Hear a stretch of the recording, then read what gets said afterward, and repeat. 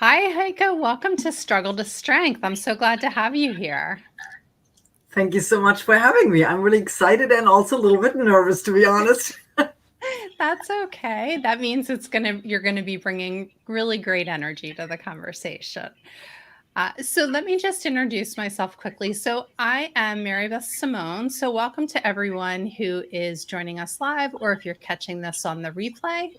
I am the CEO of Niche Partnership Consulting, and I teach entrepreneurs and professionals how to create their contingency plan to empower their second in command to keep business and life running smoothly in an emergency.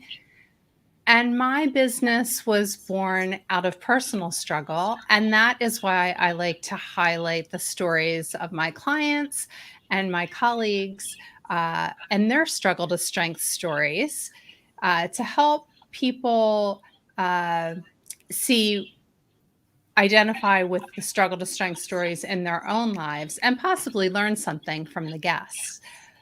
So if you're with us live or if you're watching the replay, please feel free to add your questions in the comments.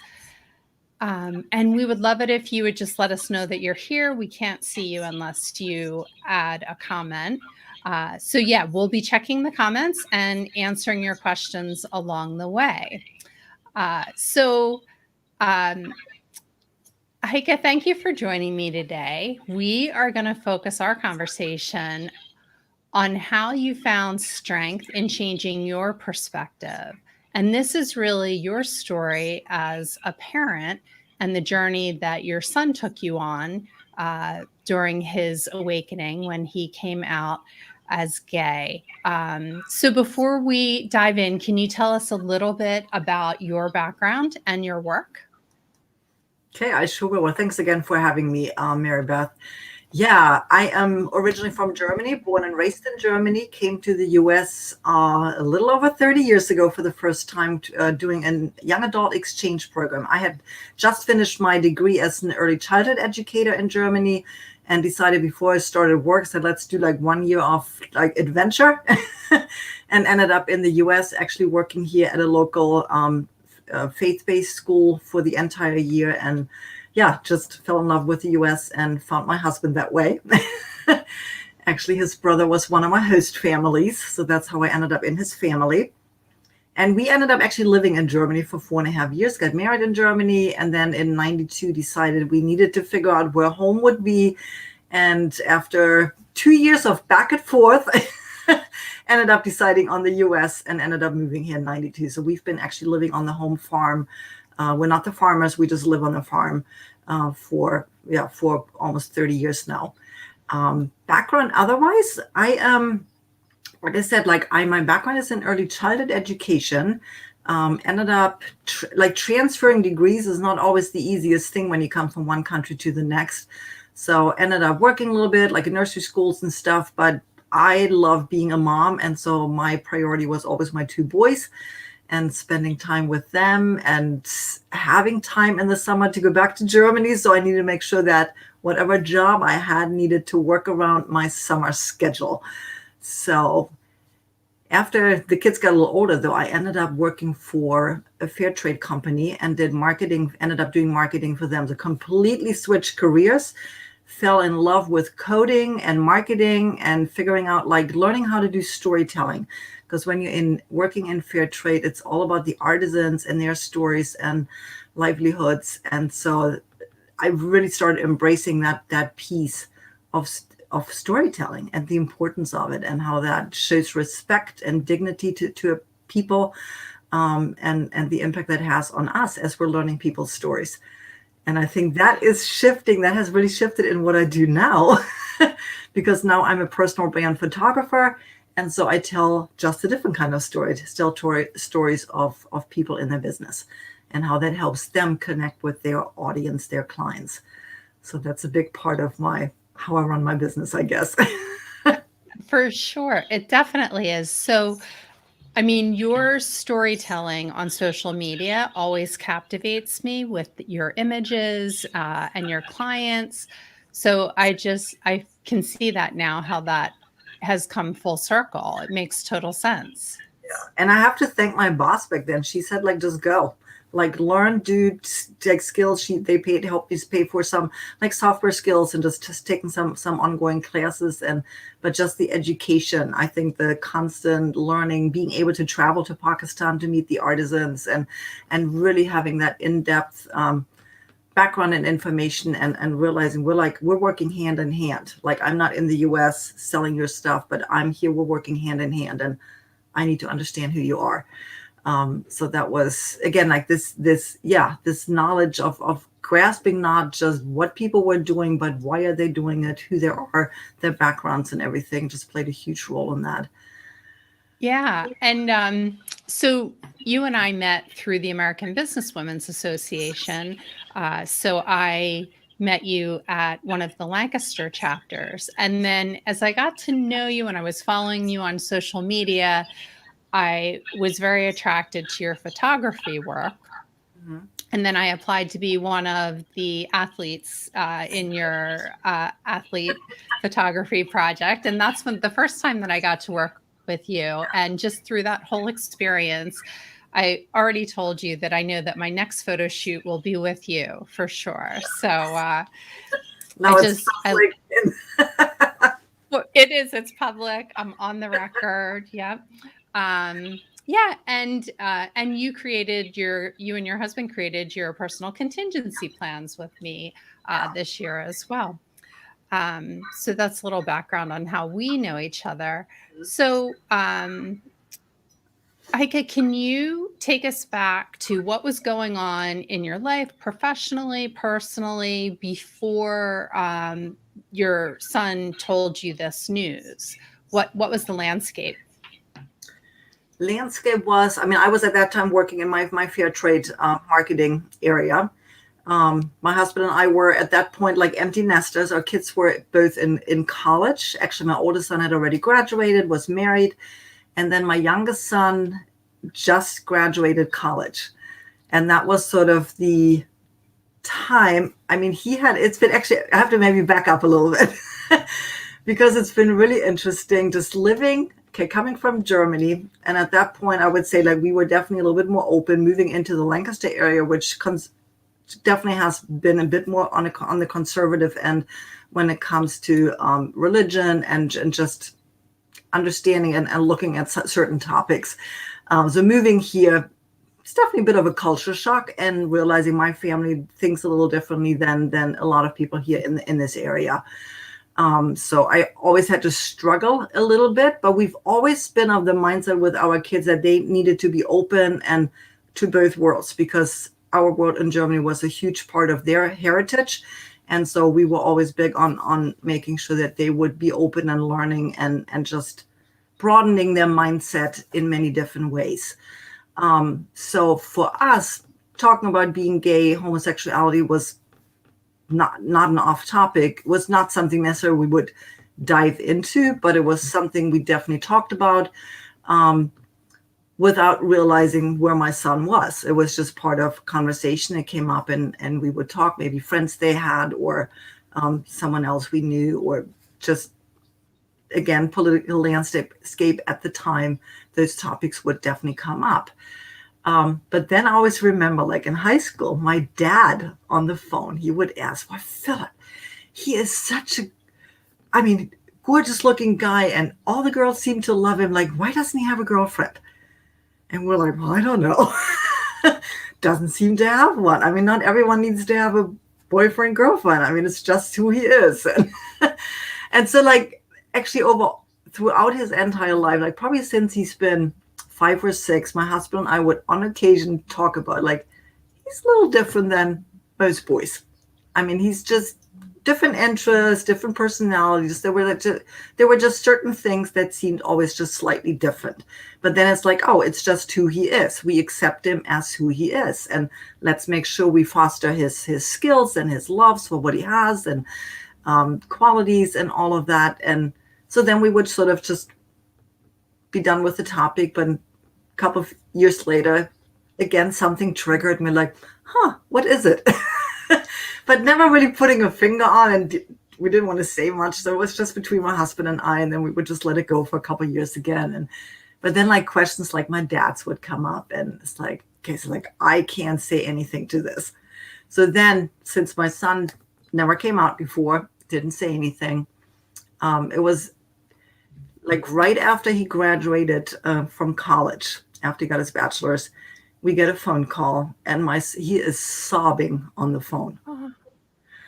And I was like, what is going on? I said, Mom, I don't know, but I have these feelings, and stuff just started to explain like what was going on in his life. And I'm like, Philip, like, I don't know what is going on, but whatever it is, we love you.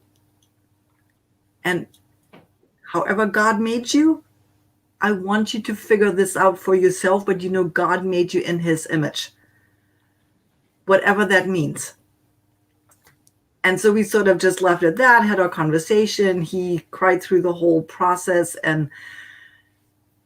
But then within a couple of weeks, said like, yeah, I think I'm gay, but I need time to really process this. So we had like probably 4 months where we weren't allowed to mention anything to him, where it was completely off topic because he needed time to fully process coming out to himself.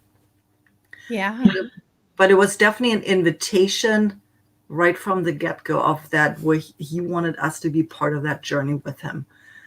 And so that was huge, that he trusted us enough to invite us on this journey with him.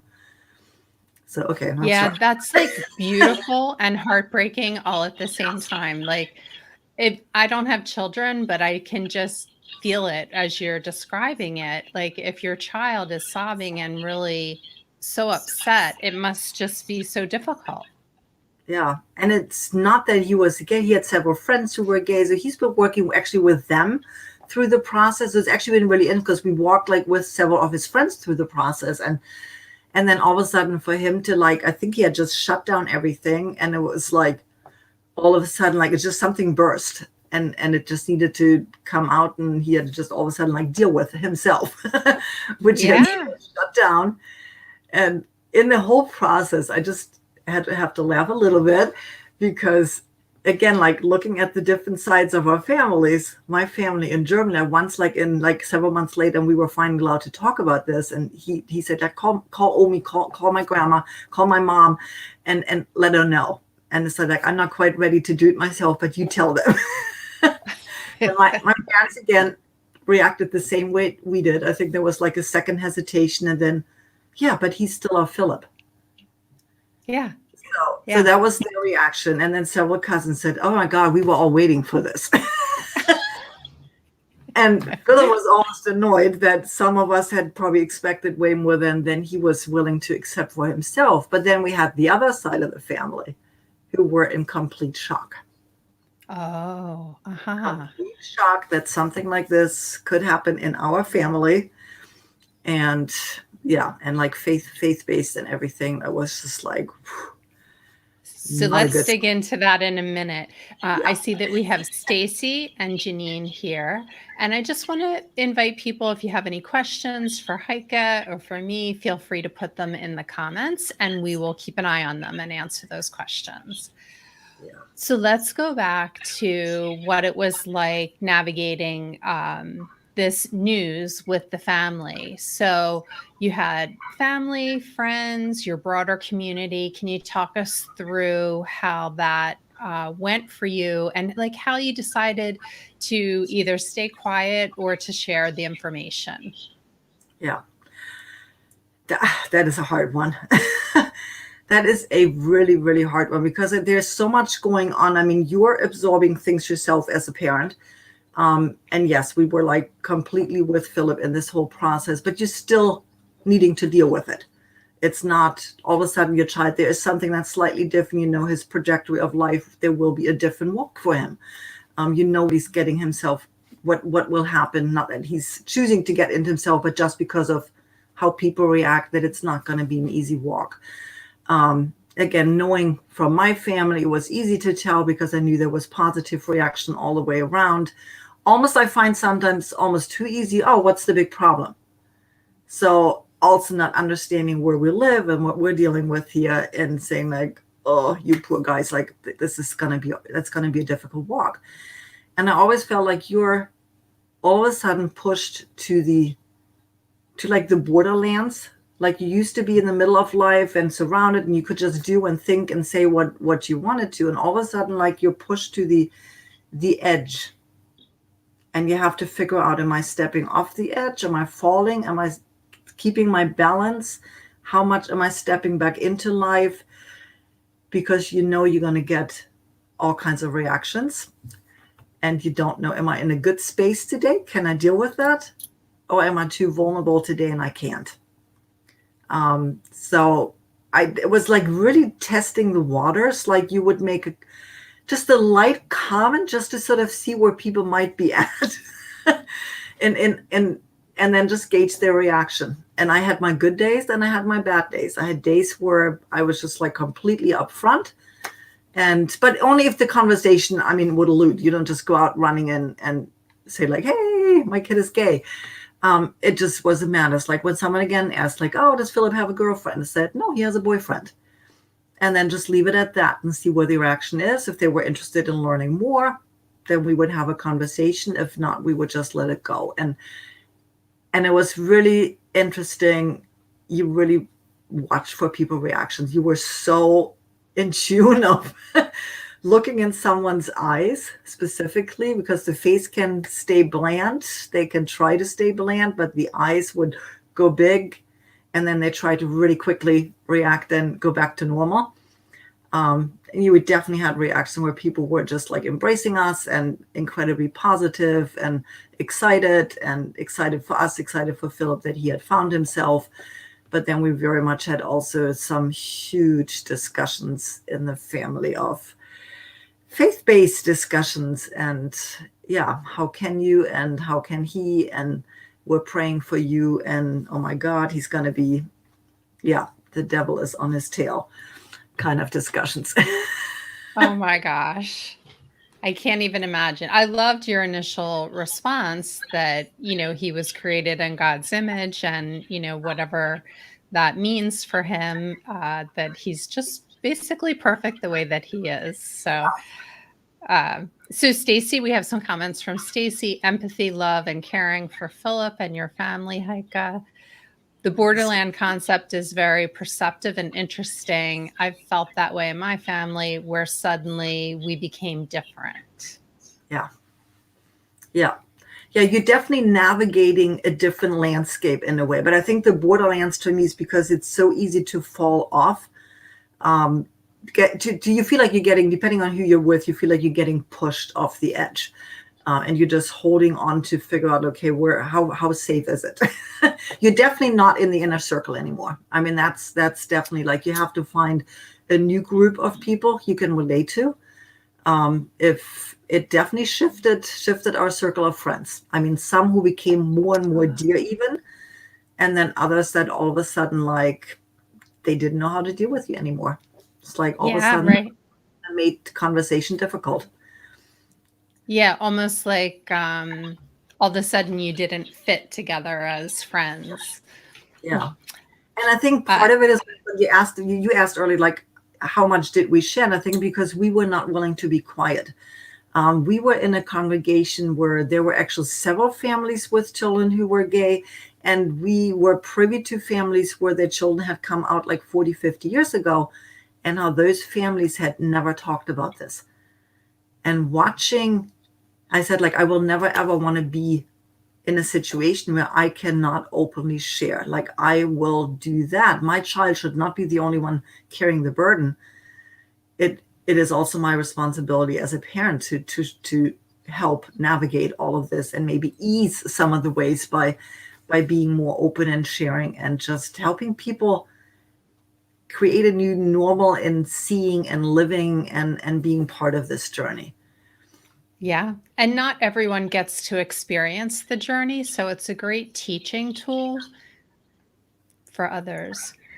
Mhm. So Stephanie asks, how do you keep your energy up when working with people who are not as understanding? Good question. That's my Oh, sister-in-law. Okay. No, that is an excellent question. I think knowing your own personality, of how much time you need away from people anyways, I think I can only handle so much. And I have learned to step away and also just disassociate with some people. If it's too difficult, if it just doesn't work, I need my space. And I need to say no to some situations. But I've also learned as I've grown into this situation now, if I'm way more comfortable, I would say like a lot of my clients were in very different path. Living in Lancaster, if I would only attract a certain kind of client with a certain mindset, I would probably have very little customers. So it's also like you don't have to talk about certain things all the time. So it's like, who do I choose to share with?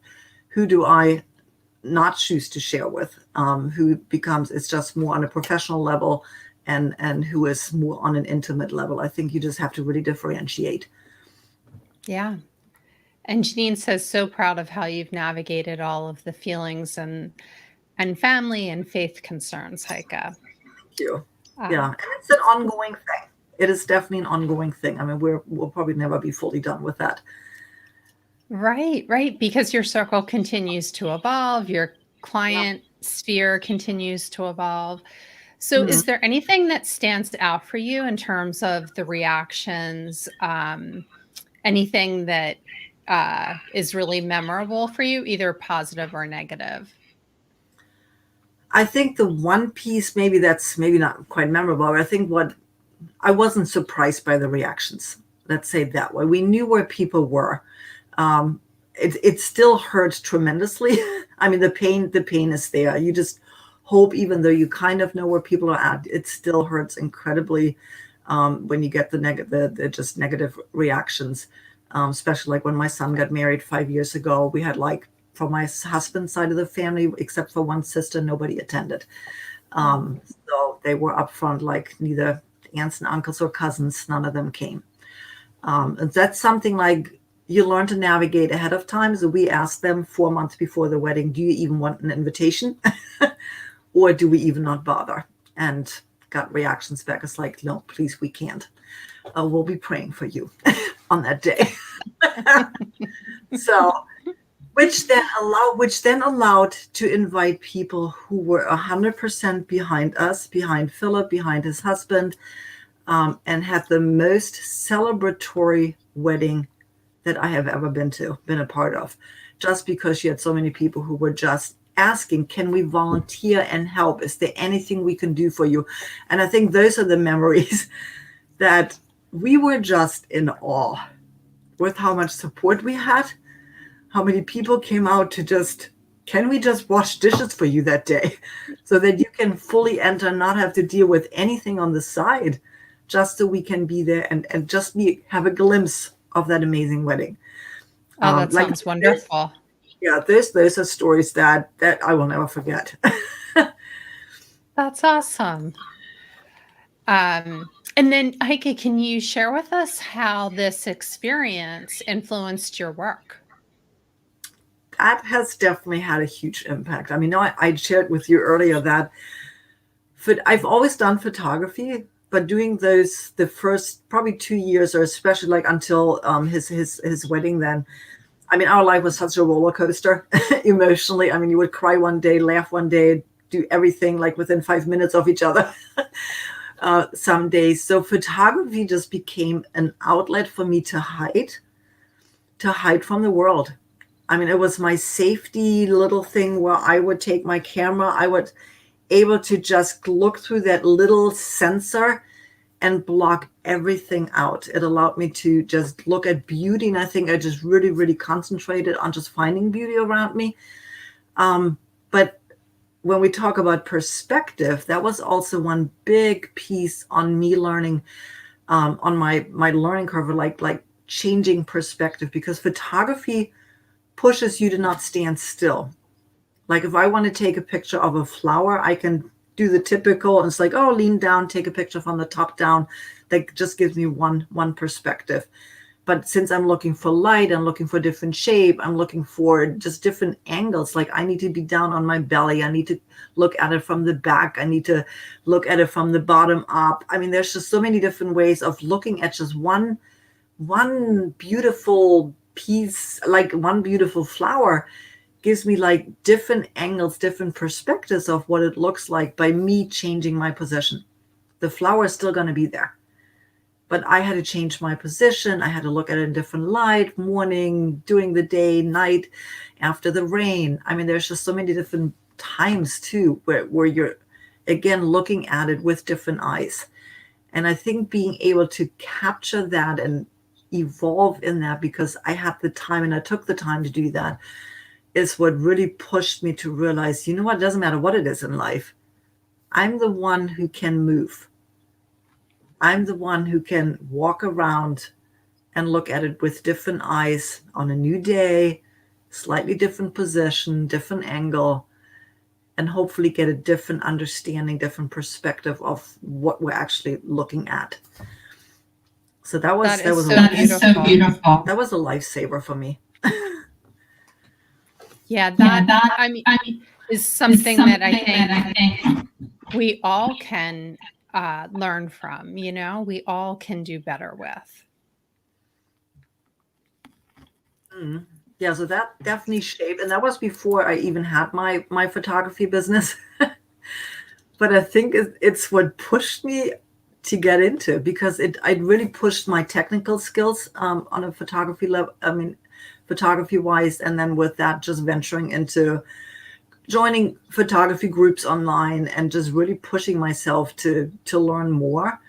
And that got me into like, I can, once I felt more comfortable and more secure, and also just not quite as vulnerable, realizing, working with people, I mean, taking pictures of people is actually just as much fun.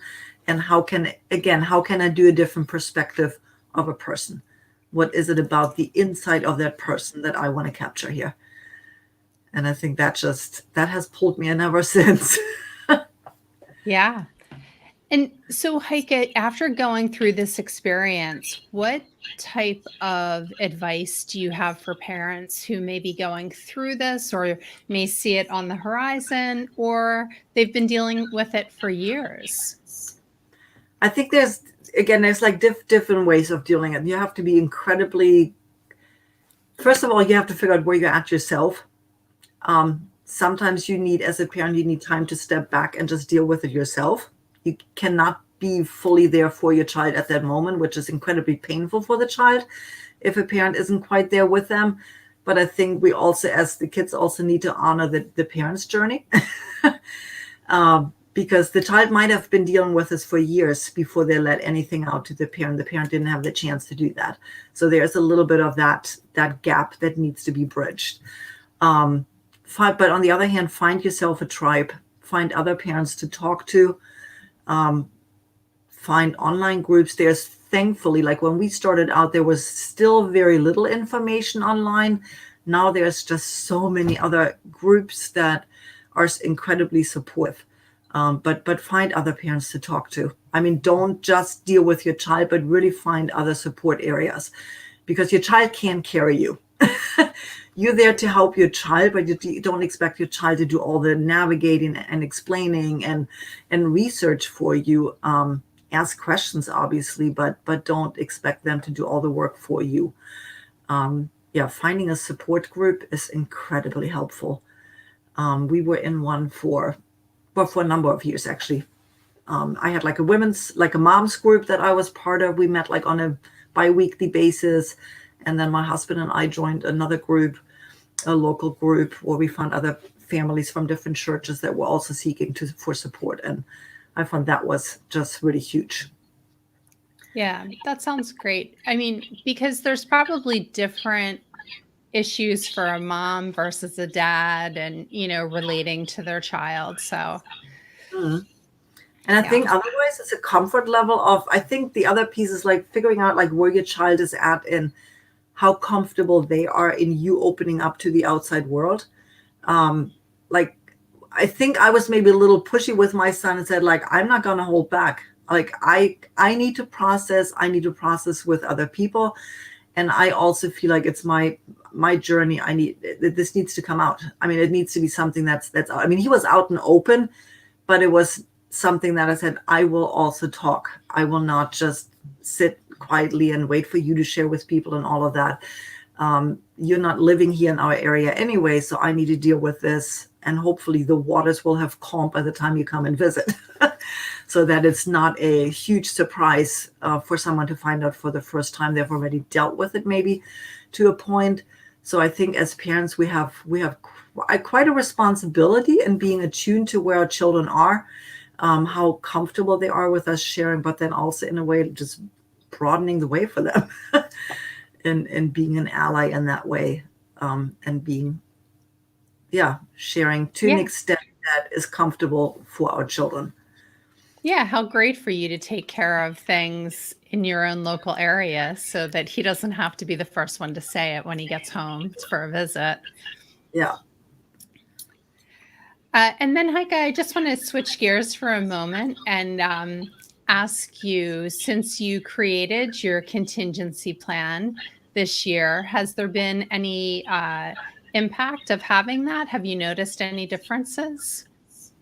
I think the best thing is like being able to sit down. I like to always say sit down with all four of our children. I mean, our own two children and then their spouses, because I feel like to me, like the entire family needs to be involved in knowing what the future might hold, and for us, to be able so that they understand what we have and where things are.